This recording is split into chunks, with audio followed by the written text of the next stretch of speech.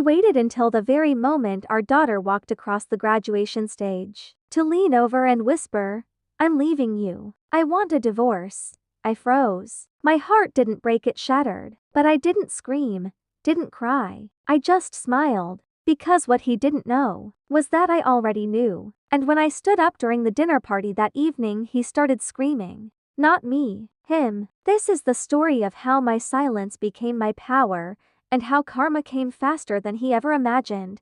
The ceremony was beautiful. Our daughter Emma had worked so hard. Honors cords glistened around her neck, her smile radiant as she marched in line. I'd helped her iron that gown, fix her cap, and redo her eyeliner 3 times that morning. It was her day, her moment, and I was determined not to let anything steal it. Not even the man sitting beside me. Jason and I had been married 22 years. We met in college, fell in love under fluorescent library lights and coffee dates after class. He was charming, witty, ambitious, everything I thought love was supposed to be. But over the years, that sparkle dulled. Little cracks formed, missed anniversaries, constant work trips, a new password on his phone. I ignored them, blamed stress, midlife crisis. Even myself, I didn't want to admit I was in a marriage that felt more like a silent war. But nothing could have prepared me for what he did. Just as Emma's name was announced and she stepped onto the stage, Jason leaned over. His voice was cold, almost robotic. "I'm leaving you. I want a divorce. I'm moving out next week." I turned slowly, blinking as if I hadn't heard him right. He didn't look at me. His eyes were on the stage, clapping for our daughter. As if he hadn't just dropped a bomb on my life. I sat frozen. I didn't breathe. I didn't cry. I just stared. It wasn't just the timing, it was the cruelty, the calculation, the way he waited until the one day that meant the world to our daughter to destroy me. But even in that moment, something inside me whispered, "Don't give him your tears." Not yet. That night, we had a graduation dinner planned. Family, friends, a small celebration at Emma's favorite restaurant. I excused myself quietly after the ceremony and went home early to get ready, and as I stood in front of the mirror, something shifted. I stared at my reflection. Not the wife. Not the mother. Just me. For the first time in years, and I smiled, because what Jason didn't know was that I already knew. I knew about the woman, the hotel receipts, the burner email account, the secret money he was transferring every month into a hidden account. I had hired a private investigator 6 months ago when his lies stopped adding up. I had printed everything, bound it in a neat folder. I had legal counsel, financial documentation, proof, and I had waited for him to make the first move.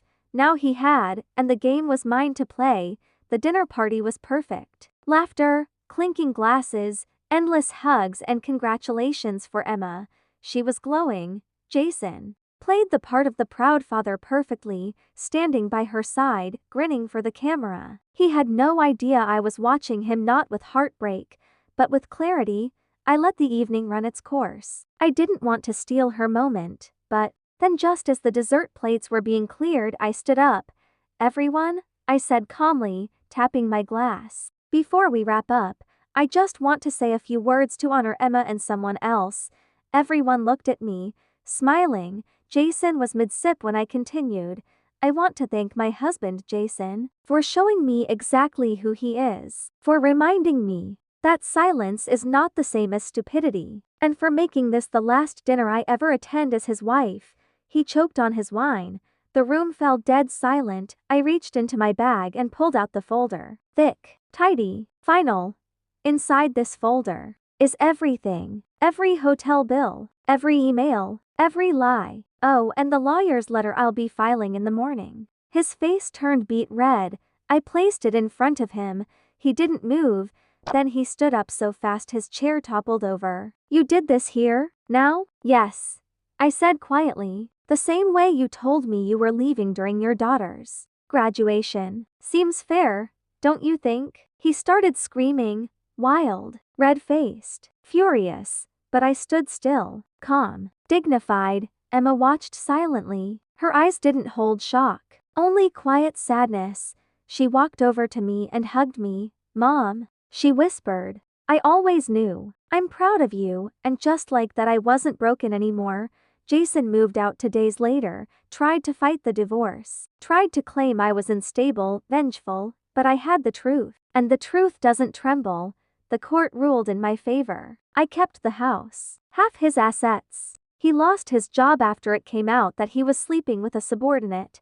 Karma doesn't always come fast, but when it does, it's loud. Emma and I started over. We planted new flowers in the garden, painted the living room a new color. I started taking yoga, writing poetry, laughing again. You see, heartbreak isn't the end. Sometimes, it's the beginning.